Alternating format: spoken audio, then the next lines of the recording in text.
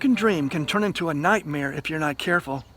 In the United States, the average size of a new home has doubled since 1960, from 1,300 square feet to 2,600 today.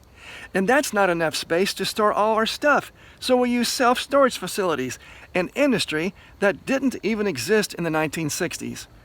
Clearly, our drive to acquire more and more stuff has gotten out of control. How did this happen?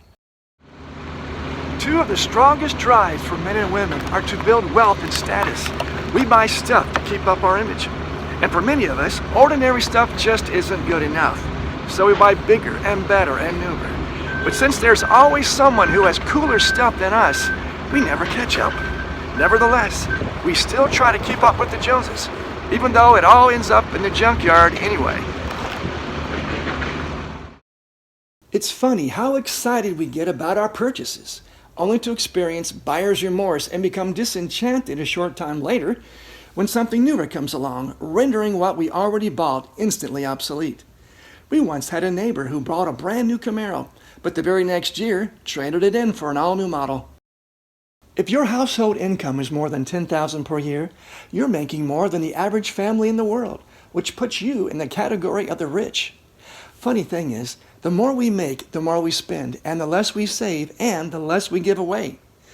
But all our money comes from God, and we are supposed to be generous with it. Spending so much of our time, energy, and money on stuff leaves little time for helping to build the kingdom of God. Our marriages also suffer because we can't agree on who gets to buy what stuff. God understands our tendency to grasp for more. That's why He gave us the 10th commandment, you shall not covet. Covetousness fuels envy and robs us of contentment. We need to ask ourselves, what am I investing in for my eternal portfolio? Don't be a collector, be a dispenser.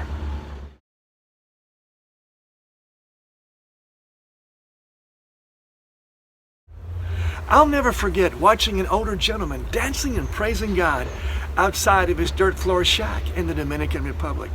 He was so excited seeing us raise the roof on his new church that was going up next door.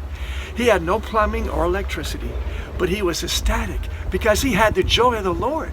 He was rich toward God.